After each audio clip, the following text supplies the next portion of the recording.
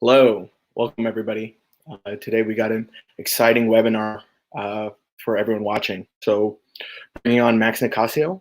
Max is a sales guru. He spent the last 7 years at high-flying Silicon Valley companies, mastering enterprise sales. The reason I'm bringing him on is, first off, he's an advisor and investor with Meta Ventures. He's been helping us find deals and is angel investing as well. So he's been seeing a lot of good startups, but he also works full-time at a Series B funded startup.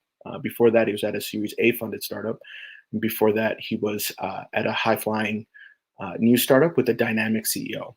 So Max has a unique story of how he first got into tech, graduating with as a marketing major from Northeastern, and how he transitioned that into a lucrative and happy software sales life. So we will be talking about a few things, one of which is what it's like to work at a tier 1 VC, what it's like to work with a dynamic and seasoned entrepreneur, and what it's like to work at a new startup. So hope everyone enjoys, and here he is.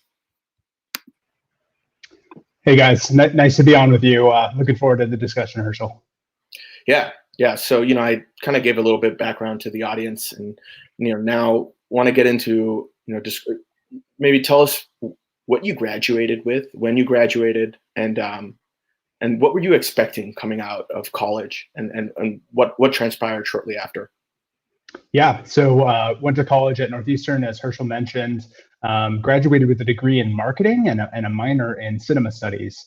Candidly, I think what I was expecting was something close to the world of Mad Men, where you get up in a suit, you meet clients in person, and you kind of do business, whatever that kind of meant. So transitioning from school to work actually took me a little bit longer than I think is customary. A lot of folks have a job coming straight out of college, but I wanted to move back to California, and it took me about 6 months to find my first job.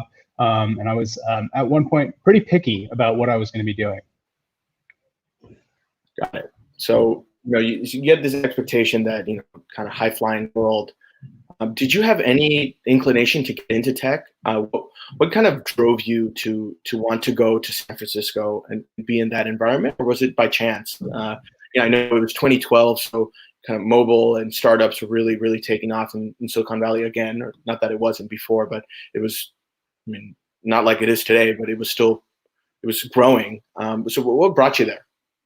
Yeah, I think mainly I was always a tinkerer, right? Like I was the kid that spent some time building computers. I really enjoyed just kind of understanding how things worked. And the high school I went to did a good job of giving me some technical background. I would never put myself in a technical category, but I'm certainly one of the more technical, just like regular salespeople that I know. I'm just kind of drawn to it. And so when it came time to make a decision on where I was going to start my career, I think it's really important that you put yourself in a position to have success. And if you want to have, high-paying jobs and a lot of potential in terms of where you could be working, you need to pick a destination that kind of caters to that, right? So to me, in my mind, it had to be New York City, San Francisco, Los Angeles. And this is me speaking from an American background, but there's similar cities out there, like the Tokyos and the Londons and the Singapores of the world. So that's kind of how I thought about it in terms of where I wanted to be and where I saw myself, was really drawn to the zip code, right? Where's the opportunity? Yeah, it's fascinating. I definitely feel that San Francisco has an edge in terms of like entry-level jobs. So if you're a young person getting into a company that is high flying, or a company that's funded and that has runway and can pay you well, it's relatively easier. And so when you moved up, describe your first role at Radius and what that was about, and kind of how that was like, and how that was different from what you had anticipated. Yeah. So the first role that I really had was an account management / customer success role. And from what I understood of the job before I came into it, is that I'd be working with end customers. The type of thing where I'd have to dress up a little bit, I'd have to be ready for video calls, and I'd have to be pretty knowledgeable about the product itself. right? So, when I was looking at roles, I was basically looking for what's a great entry level position that isn't me picking up the phone 100 times, because candidly, I'm pretty introverted. So it was a big change for me to even start doing customer facing calls. Like, I feel like I can understand concepts, but it's another thing to get someone else to kind of understand as well. So I think the big thing that I took away from finding a role like customer success is that it got me in front of product leaders, and it also got me in front of customers themselves. So I always thought it's better to be in a high pressure situation, because then my job is more sticky, right? Like, I have more value because I own relationships with customers and I own relationships with product stakeholders as well. So this was me doing industry research, trying to figure out what this job is, because I came in again as a marketing major. You don't really know what you're coming into unless you first experience it. So that was the main thing. Yeah, no, it's a customer success is definitely, while it can span many different types of industries, enterprise probably has the highest use case of customer success. So, in terms of the software that was being built and the software that was being sold, how easy was it, and what kind of tools were you using to communicate with clients to make sure that they were maximizing or optimizing how they were using the software? And how did the whole feedback loop kind of work? And what were some negative things? Like, what was something that you were like, oh wow, like this is how to lose a client too? I think the audience would like that. Yeah, I think the first thing is customer success is a pretty broad spectrum in terms of how companies view it. So customer success could mean everything from being someone that helps customers get the most out of a product, right? So you actually making your customer successful to get a return on investment on what they bought. Right, that's kind of the number one thing. But also, many companies kind of also loop in the account management aspects of it, making sure that they renew their contract, or potentially also identifying upsells.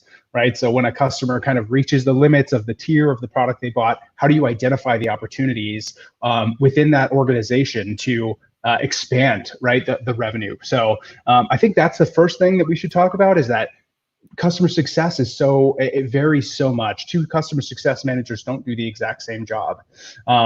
In terms of the way the communication works, again, it kind of comes down to, you need to be on top of your clients, right? So no matter what, you're always kind of staying in touch. You can't expect customers who have a full job outside of whatever software or product that you're selling to be the one to proactively reach out to you. So that's the first thing, is customer success managers need to be very proactive. The second thing is, you have all types of different software out there that can help you these days, whether it's your classic tools like your Salesforces, your customer success tools like your Gainsight, but also product analytics information from software like, traditionally more of a mix panel, but more now like an Amplitude Analytics or a Segment, which allow you to see real-time event stream data of how your customers are interacting or how they're not interacting with your product. To point out a bad thing, one thing that's tough in customer success is the customers that have basically quit on the product, where you kind of know as a customer success manager, no matter how hard I push here, I can't, I'm trying to find someone else in the organization to get value out of the product. It can be a very hard job to explain to your boss and your managers and your team that you're going to lose a customer that is already paying you. So dealing with churn and dealing with that type of stuff is very difficult, especially for a young employee. Got it. So you're basically kind of helping the customer evolve using your software, making sure that they're not churning, and then on the other side, making sure that they're re-upping or purchasing more products from the company. Yeah. So did you enjoy it? I mean, was that something where you felt fulfilled, or, when you moved on to your next role, was that something that you look back on and you're like, wow, that means to an end? Or did you learn a lot? Kind of explain to us how customer success plays into who you are today. Yeah, I think from the customer success aspect, the main thing to note is you have to want to be interested in the product, right? Whatever that product is, you need to have that empathy to understand what your customer's trying to solve with it. And there are some great moments in customer success when, customers have a big moment on their side where they, for example, ran a campaign that was successful for the first time by leveraging data or your solution, right? That's a very exciting, fun feeling. People share a lot of positivity. So I would say I did enjoy customer success. It's it is a post-sales experience. It's a little bit of a softer touch than doing, actual closing and pre-sales work, because they're already committed. They're going to take calls with you, and there's a lot that you can kind of accomplish if you can get the customer to buy in. I think that's the biggest takeaway I had from customer success, is you need to kind of ensure that whoever you're working with is bought into what you're trying to do and kind of sticks to a plan that you set in place with them. Like, we used to call them mutual success plans, which is you agree to do this, and the company I'm working at, we're going to agree to do this with you to ensure that you're successful by our first 3 months. And after that first 3 months, let's have a quarterly business review to talk through what we accomplish and what our goals for the next quarter are. Right. So there's some really good things that you can learn from doing a job in customer success, because it keeps you organized. You have to always know when your customers are going to renew, when's the last time you talked to them? Are you single threaded with the customer? Do you have multiple points of contact? Do you have executive sponsorship from the customer, right? The last thing you want to do is be working with, some individual contributor and not have their manager or their manager's manager kind of knowing what they're doing with you. So there's a lot of great takeaways from working in customer success. There's just a couple to name. Yeah, I love that. This idea of, this mutual beneficial success, saying, this is what we want to do. This is how we accomplish it. 3 months from now, let's talk about it. Setting those kinds of goals, making it very clear what the product is. And you're right. You have to love the product is what it comes down to. So let's transition now into the role at Safegraph, and tell us about it, and kind of think what you were one of the earliest employees there, and what was that like? What was the product like when this thing was growing? And in case anybody doesn't know, the CEO of Safegraph is a highly accomplished entrepreneur. He had a previous large exit, and Safegraph is high flying and doing tremendously well. So what was it like to work for somebody dynamic that has an exit under their belt and knows what they're doing and has a name, has a brand? What was that like? Yeah, it was a high pressure, intense situation. The CEO of Safegraph is a guy named Oren Hoffman. He had previously started a company called LiveRamp, which he sold to Axiom, for $310 million or something like that. So he's a big name in the advertising technology space, in identity management and in data. He's got a big following on Twitter. He's got a big following on Quora, and it was just one of those things that was interesting. When I was interviewed there, I was able to kind of read a lot of his work, right? That's a little bit different than just interviewing for any position. I was able to go in and read about his philosophy. He's got a decent following on all these social networks, and he blogs a lot, so that you can really kind of learn a lot about someone before you meet him. But Oren was a very interesting man to work for, because the main thing was that guy worked harder than anyone I've ever met. He had success not because he was, especially charming or he, these are words that he would say, is that he wasn't especially charming or smart, but he was shrewd and really hardworking. Always the first one in the office, always online. We had a lot of company policies that were really focused on not being a bottleneck to your other employees or not being a bottleneck to your customer. So he really, when it comes down to it, he just displayed immense empathy for wanting to make customers successful and wanting to make his own employees successful. Oren, you guys got to look him up, because he's just got so much interesting content out there, just around things like, you should have very high expectations of yourself, and you should also have very high expectations of your coworkers and of your clients, right? And if you're in a situation where those things are out of balance, where you have high expectations of yourself but not high expectations of your coworkers, for example, you're probably in the wrong place. Because you don't want to be the highest performer. You always want to be in a. I kind of think about sales and customer success as everyone wants to be the star of the track meet. I want to be the person that closes the most deals, or does the most here and there. But at the end of the day, we want the company to succeed. So that that's what really matters. But you should want to be the best, whether you're in customer success or more. To get back to your question, when I joined Safegraph, I was the 7th employee, and we basically we were working in like the equivalent of a WeWork space, a shared office, and it was extremely intense. We barely had a website. all we were selling was data, right? So we would basically connect to people's data feeds, and we would sell them our data. Very minimal product, but that's what made SafeGraph successful, and why they're still successful today. By the way, shout out to them. They've been on CNN twice in the past 2 weeks. They're giving away a lot of their data for COVID-19 research and things like that. So it's very cool. Definitely recommend checking them out.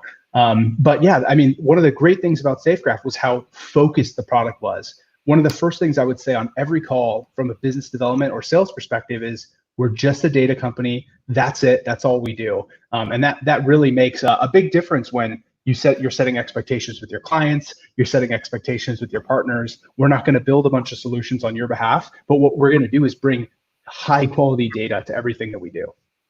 Mm-hmm. No, that's awesome. And so maybe touch on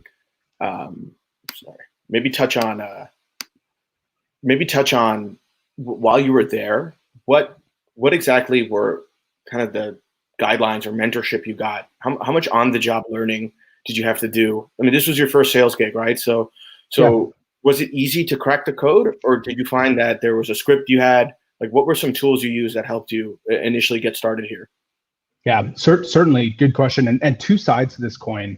I think when you're looking at a company as small as a SafeGraph, right, as joining as a very early employee, you need to look at yourself in the mirror and say, how am I going to learn best? Right? Is it going to be through a ton of mentorship where someone can guide you through everything you're doing and kind of show you the ropes in terms of how to handle conversations or how to do things like negotiation and things like that? Working at a startup like that, you join a startup like that to do the roles, to do things in your day-to-day job that you wouldn't have the opportunity to do if you worked at a big company, right? If I joined Deloitte, maybe it takes a couple of years of consulting before I can go in and start closing business myself. So I think that's like the biggest learning curve is you don't have a ton of mentorship. You do have guidance and you do have to report your numbers and things like that. But a lot of it is kind of throwing you into the fire, seeing what you can do. And if you can't produce results, a company that small, that's bootstrapped or venture backed, they're going to have a talk with you and say like, hey, you got to figure out a way to make this work. And if you need help, we can, try to help you. But at the end of the day, you have to want to do a good job. If you're joining a company that small, you have to really be dedicated, not doing things like looking at your watch to see how long you've been working, not worrying about where you're working and things of that nature. That's not to say that you should work 80 hours a week, because that's just not realistic, but you should be very focused on making the company successful, right? So it's just about the dedication and having that drive, that intrinsic drive, to want to make a young company successful. Yeah, no, it's challenging to kind of get in buy-in from employees, right? They have to love the product. They have to love what they do. They have to be compensated correctly. They have to feel valence, right? In order for them to say, I'm going to just spend the night here to make it work. Like I have these internal goals that I want to hit. I have a leader that I want to impress. It takes a lot of work, and it takes a lot of communication top down. And I think, talking about how a leader works the hardest, that's like what drives anybody that's working for him to really step their stuff up. And you could see it. You see all these companies that kind of exponentially scale. It starts at the top, and then somebody that's selling the product buys in. And once that buy-in is there, the sky's the limit. So let's talk about just quick comment on that. I just totally agree. If your founders aren't bought in and aren't the hardest working people in the room, no matter what you say, the culture always starts from the top down, right? Whoever's making the decisions is setting the culture. And, you can have all types of things like a democracy and things like that in terms of how you accomplish things. But that's really where all the employees are going to look to at the end of the day is who's putting in the most work, who do I respect the most, who's driving the business forward, right? So yeah, just totally agree with you there. Yeah. Leadership is crucial. So let's talk about the transition then to SigOpt. And at SigOpt, the lead investor in the Series A round was Andreessen Horowitz, A16Z. So maybe you can talk about what it was like to work at a recently funded startup, what it was like to work at a startup where it wasn't data. This was something new that you were selling. So how did you adapt to that learning curve? And then what it was like to work with Andreessen? Yeah, I think one of the things about SIGOP that's very challenging is, as you mentioned, it's in a new space. It's a machine learning optimization and AI optimization, basically software that we're selling to we were selling to some of the smartest people in the world. The heads of quantitative research at quantitative trading firms, right? Like the Two Sigmas and the Tower Researchers of the world. So when you're selling to folks like that, there's always this hat that you have to have of, I'm not going to be as technically capable as them. So I think one of the biggest things that I did to prepare for that role is, before I even started at the company, was to just try to consume as much content from them as possible. I reached out to the CEO ahead of starting and just said, what can I do to bring my best game on the first day that I'm there, right? Like I need to learn about the product. I need to learn about the buyer personas we're going after, and things like that. So, it's one of those things where, when you're selling a technical product, it's very challenging at first, but once you get good at it, you become one of the only people in the world that can sell that product, and you become even more valuable, not only to your company, but also to your buyers as you become more experienced. So it's just really important that you have to want to have that learning the capacity to learn in order to do that. And I think one thing that was fantastic about working at SIGOP was the sponsorship from Andreessen Horowitz. You kind of think about it from Andreessen's perspective. They really want to ensure, of course, like every venture capital fund, that their companies are going to be successful. Everyone that they invest is going to be successful. And I'm not sure if everyone knows this, but one of the great things that Andreessen Horowitz does, is they host these things called executive briefings. So they take the time to develop relationships with large Fortune 50, Fortune 500 companies, or other publicly traded or other large firms that might be hard for an individual account executive or sales director to get a meeting with these types of companies. But what they do is they give a very high level briefing of all of their portfolio companies based on what that company is looking to accomplish. Right. So let's say it was a top 5 retailer in the United States. They would bring all of those C-level executives or folks that are in charge of that initiative into one room together. And then they would have all of their different portfolio companies come in and pitch to these C-level executives. So if you're a young startup trying to build pipeline, imagine being in the room with some of the biggest organizations in the world, showing them the power of your product. It's an unbelievable experience. It's a very high pressure experience. But at the end of the day, that's why Andreessen Horowitz companies are successful, that they set their companies up for success. Yeah, no, those connections are huge. Being in the room, these warm intros, it's insane. So, I mean, what was it like? Like, when you went to these meetings, were you in a suit? Did you have to dress to impress? Like, what were they like? Were you going to their office? Were they coming to you? Was it online? Like, describe to me how it went down.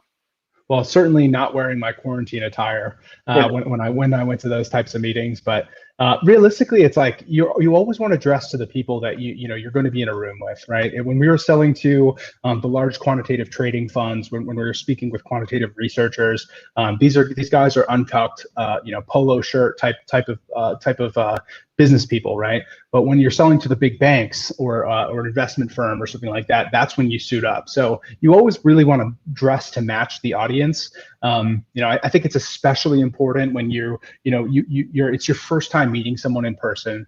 Your first impression goes so far in the relationship building and in the sales process, right? There's one of the big things that I don't think gets talked about a lot in sales is the best sales kind of engagements I've been in are the ones where there's mutual respect, where they know that I'm not just someone that's gating a product for them, but they actually truly believe that I'm adding value to the conversation, helping coach them through a buying experience. So especially when you're a young salesperson and you're trying to just get started, it's really important that you dress sharp.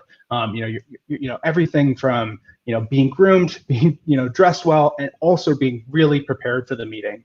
And I can dive into preparation a little bit if that's valuable. Yeah, no, let's. So towards the end of the conversation, we'll kind of line up the tips, and I definitely want you touching on preparation. I think that, it's one of these things where if you are selling something, being prepared for who your audience is, who you're talking to is so crucial, and it's easy to overlook. And because obviously your sales was very directed, but there's so many other types of companies out there that are selling wide range of products to different kinds of consumers. I mean, preparing just to have a call with with anybody, even an investor, you have to prepare. Anytime I'm having a conversation with an entrepreneur that hasn't gone on my website, it's very hard for me to say, okay, well, maybe I should look into funding this company. I would expect just at least the minimal thing to say, yeah, I went to your website, I've seen your portfolio, I know what you guys do. So preparation is important. We'll touch on that kind of towards the end. I do want to touch on the current job you're at Trey, Sure. and then describe kind of the transition there, and then the product you're selling, and kind of what gets you excited about it every day. You know, I know you've had some success. So what is it there that you're like, this is going to work? Yeah, absolutely. So I'm full disclosure, I've been at Trey less than 3 months, just starting to cut my teeth in the role. But really what we sell is essentially a general automation and integration software, which allows you to basically build end-to-end process workflows using business logic across like several different tools, right? So an example might be, you've got 5 different technologies, but they don't do a good job of staying in sync with each other or leveraging logic that you would want in order to enable workflow. So for example, if I'm a customer support agent, I would love to sometimes have event stream data from a segment or a Kafka instance to be able to inform me of how a customer is currently using the product before I go and answer a support ticket. And Trey enables all types of different cross-application workflows and knowledge transfer as well. So encourage you to check it out. Shameless sales plug there. Yeah. In terms of what excites me about working at Trey, is I've experienced this problem myself. You know, I've been working in technology for 7 years. There's so many manual processes that I do because I don't know any better. And it could be everything from, copying data from a spreadsheet into Salesforce, or it could be copy and pasting something into a Google Calendar invite. There's so many manual things that we do on a daily basis, every copy and paste you do. And so there's a lot of impact that you can make on an organization when you can reduce manual effort. It basically reduces risk. It reduces, the need to employ folks that are simply doing things like data entry and things of that nature. So I'm just super excited by the product. Even, throughout the coronavirus, situation, there's been an unbelievable surge of inbound demand for automation. I think before we can get to a place where AI is taking over everything, there's kind of this middle ground of automation that I think Trey is right in the sweet spot of right in terms of like where companies are going. Everything's becoming cloud-based. People are looking to create automations between their systems, and they basically want to be able to do more with less, right? I think that's the bottom line of why I'm excited about Trey is the demand is unbelievably high, and product demos get the big wows from whoever we're speaking with. So I think that's a very exciting bit about where I'm working today. It makes sales easy when you get that wow factor. It's absolutely. Then it's not the products sell themselves. It's more along the lines of like when you able to show a potential client that they had a problem they didn't even know existed, and they're like, whoa, this could be crazy useful. I didn't even know there was something like this out there. I think that's when it clicks that this is value. I should probably buy in. I agree with that. And I think one of the biggest things that I love to do in the sales process is understand how people are doing what they're doing today, and then showing them the other way they could be doing it, right? That's what your demo should be, is showing people that where the grass is greener and how they could be doing more. And that's where you kind of get that, oh, I actually didn't know I needed this, like you just mentioned. Yeah, no, it's phenomenal. And, as somebody that uses all different types of software, and it's there's always a learning curve. But when you are with the salesperson and they show you kind of the capacity of what you're looking at, and they give you a specific use case, because they know, like, the salesperson should know what issues I'm having, or they know how I operate, right? That kind of knowledge beforehand is crucial. And when they say, hey, this is how you're doing stuff in Excel, you should be using this software to track your investments better. That's when it registers with me, like, you're totally right. Why am I using Excel and Drive? Like, this is much better. And then it clicks, and you get on it, and then next thing you know, you're subscribing. Or, it's those aha moments that you want, or even the client wants, where they're like, oh, this is going to save me 3 hours a week. This is huge. So, now that kind of the background, the transition from company to company, people know how you've built your career up. Explain to us, I think the audience would want to know specific tips. What are some traits that you would look for if you were hiring a salesperson? Yeah, sure. I think to answer that question, I think it's important to delineate between skills and traits, right? Traits are going to be things that you have inherently in you. These are going to be things like your organization style, the way you deliver speech, and the way you write, and things like that. Those are a lot of things that are kind of uncoachable, right? There's just certain things about people. I tend to. This is a bit of a unique situation. I tend to pace a lot, but I actually speak slower when I'm pacing, and so I try to pace when I'm on sales calls when I'm not doing a video call, for example. So anyway, I say that to say there's certain things that are traits and there's certain things that are skills, and skills you could develop. Skills are going to be things like always following up, always preparing, basically writing concise emails, being very transparent, being concise. All these things are things that you can really start to develop over time. You don't need to be perfect at first, right? I think one of the biggest things that I wish I knew earlier in my career was that things aren't going to be perfect. You need to deliver, and then you basically iterate on everything you do. So you might have some email follow-up that you do after every sales intro call. Tweak that. Don't always just rely on something that's given to you or a copy of what someone else did. Make things your own, right? You really become a lot better. I think that's one of the biggest skills that I would kind of encourage anyone that's looking to get into sales is like not just learn from other people, but learn from your own mistakes and identify mistakes, right? Like play back your sales calls, listen to yourself speak, identify how you would want to change that or think through how people are perceiving you. So I know that's not a direct answer to your question, but I think it's really important that you kind of identify what traits do I have that make me unique as an individual, and how can I extra emphasize those when I'm in sales meetings? I don't want to change who I am. I just want to highlight and do a better job of using the traits that I already have at my disposal. And then on the skills perspective, you need to kind of think through, what can I do to get better? Maybe it's taking me too long to send my follow-up emails. Maybe from now on, I'm going to set an idea for myself where I won't take more than 6 hours to follow up to a sales call, no matter what time I have that call, right? So I think there's certain things that you can do to kind of bolster your skills, but also make sure you sharpen your inherent traits as well. Got it. And then give some advice to CEOs and startup founders for how to empower their sales force. Like, what are some of the tools they need? What are some of the advice? What are some of the resources they can give to make sure that there's salespeople, especially in enterprise, that's where your background is, are equipped to go sell a product?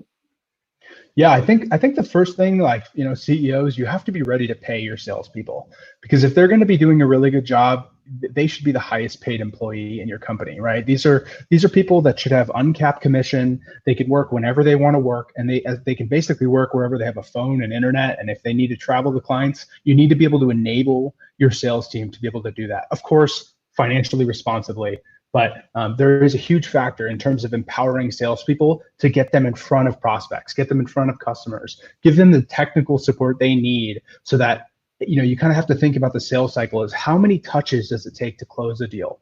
What steps need to happen? What technical wins and what commercial wins need to happen? And you just need to enable the salespeople to keep reducing that sales timeline down. So I think that's the first thing when you're empowering. The second thing is you need to hire people that are just downright tenacious. You can't have people that make excuses for things that aren't going right or blame too much. There's always a way to get things done. I've done it. I've sold without a website before. I've sold doing my own email campaigns. It's possible, right? So I would say I think the biggest thing about sales that's great is also the worst thing about it is it's just a pure accountability. You have a target. Everyone knows your target because you can look at it in Salesforce. And so do you want the sales rep that's explaining to you why they didn't hit the number? Or do you want the sales rep that is quietly crushing their number, right? I think that's what you kind of need to look for in the rep is, does this person have long-winded explanations for why things are happening? Or are they just a go-getter that's able to get out there, be empathetic, be clear, and actually understand customer problems? I think that's it all really does come down to understanding what the customer needs to be successful, because that's when people spend money is when they need something to be successful. Yeah. So just give this man a raise. No, but you're right. Incentives in sales, they go far. And it's one of these things that it's like, that's make or break, right? If you're an early stage startup and your first few hires are going to be in sales or biz dev, make sure you're compensating them correctly, because that's when you hit your milestones. That's when you get the next round of funding. That's when the value go up. Otherwise, it's not going to work. Now, obviously there are going to be founders that they themselves can sell. They themselves do it, but really, if you're looking for somebody in growth, somebody to kind of work on those, relationships outside of what you have, you will need external reps. And the right way to do it is to find the right tenacious people that don't make excuses and that hit their numbers, and then compensating them accordingly. But that's interesting. I didn't realize the cap sales, that was that is that common practice in Silicon Valley, or is that something that's per startup kind of thing? A lot of companies will have like their first sales hire in like a business development type role where they don't get paid the type of uncapped commission. I think that's a mistake, right? I think one of the big things that needs to happen is, first, the CEO or the founders themselves need to realize that their business isn't truly a business until other people can go and sell the product. Unless you can train someone to sell that product, it's just not going to be great. So the other thing to note is when people are going to sell the products, when you're looking for these salespeople to join your team, you should identify the people that know where their knowledge is going to take them and what they don't know. It's one of the biggest skills to have as a salesperson, to know this is where my technical capacity hits. This is where my legal understanding hits. This is where my industry understanding hits. And this is where a good salesperson will know how to loop in the proper resources in order to execute on a deal. So as an example, someone I'm selling to brings in a solution architect or an engineer on their side. That's a good sign for me that I should bring in a technical resource from my side. And the better relationships that AE has, that salesperson has with your internal team members, the more likely they are going to be able to kind of quarterback a deal effectively. Another example, when your client brings in an executive from their side, a CTO, whoever's going to be the final decision maker, show them your commitment by looping in your C-level executive as well. Show them that you have an exec to exec connection, and that this relationship has grown from here. And not only is this great from actually like working on deals themselves, but these people become folks that you network with for years to come, right?